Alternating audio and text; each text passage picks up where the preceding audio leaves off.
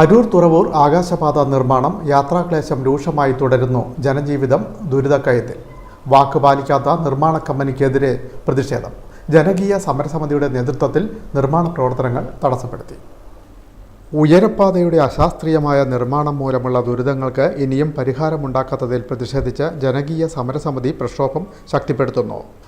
സംയുക്ത residential association, വ്യാപാരി വ്യവസായികൾ, വിവിധ സംഘടനകൾ, ഓട്ടോ ടാക്സി തൊഴിലാളികൾ എന്നിവരുടെ നേതൃത്വത്തിൽ സംഘടിപ്പിച്ച ജനകീയ പ്രക്ഷോഭത്തിൽ ആയിരക്കണക്കിന് ജനങ്ങൾ പങ്കെടുത്തു.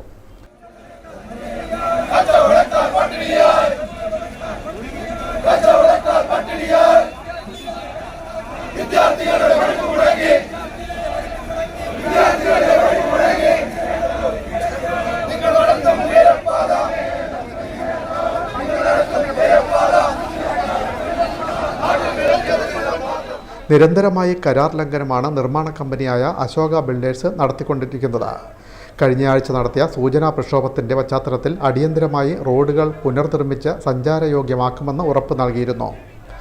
5 ദിവസം അരൂർ ക്ഷേത്രം മുതൽ എരമല്ലൂർ വരെയുള്ള ഭാഗം പൂർണ്ണമായും അടച്ചിട്ടു. എന്നാൽ വെറും 600 മീറ്റർ നീളത്തിൽ മാത്രമാണ് കോൺക്രീറ്റ് പോലെ തോന്നിക്കുന്ന മിശ്രിതം റോഡിൽ നിരത്തിയത്. അതാകട്ടെ ഗതാഗതം തുടർന്നതോടുകൂടി വീണ്ടും കുഴികളായി മാറി. ഇനിയും 5 ദിവസത്തേക്ക് കൂടി ദേശീയപാത അടച്ചിടണമെന്നാണ് കരാറുകാരുടെ ആവശ്യം. ഇതിനോടകം തന്നെ ഏകദേശം 36 പേരുടെ ജീവൻ കവർന്ന നിർമ്മാണ പ്രവർത്തനങ്ങൾ കരാറിൽ പറഞ്ഞിരിക്കുന്ന തരത്തിലുള്ള മുൻകരുതലുകൾ നടത്തിയതിന് ശേഷമാണ് ചെയ്തിരുന്നതെങ്കിൽ ഇത്രയും രൂക്ഷമാവില്ലായിരുന്നു. പൈലിങ്ങിനായി ട്രെഡ്ജ് ചെയ്തെടുത്ത ചെളിയും മറ്റും യഥാസമയം നീക്കം ചെയ്യാതിരുന്നത് മുതലാണ് പ്രശ്നങ്ങൾ രൂക്ഷമാകാൻ തുടങ്ങിയത്. മഴ പെയ്തതോടെ ചെളിവെള്ളം റോഡിലൂടെ പരന്ന് കാനകൾ നിറഞ്ഞ കാൽനടയാത്ര പോലും ദുസ്സഹമാക്കി.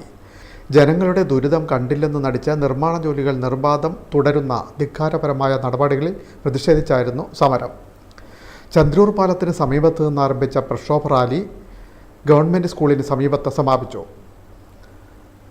Retired judge advocate M Leelamani സമാപന സമ്മേളനം ഉദ്ഘാടനം ചെയ്തു.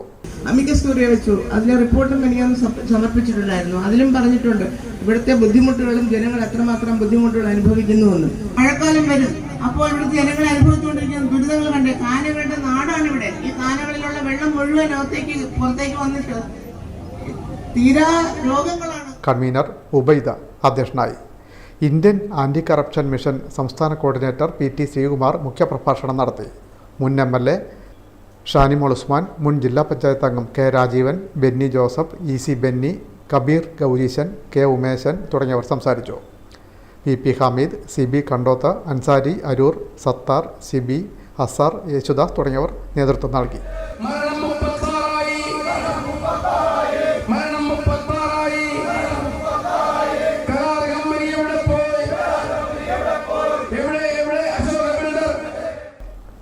Win media, Cherthala.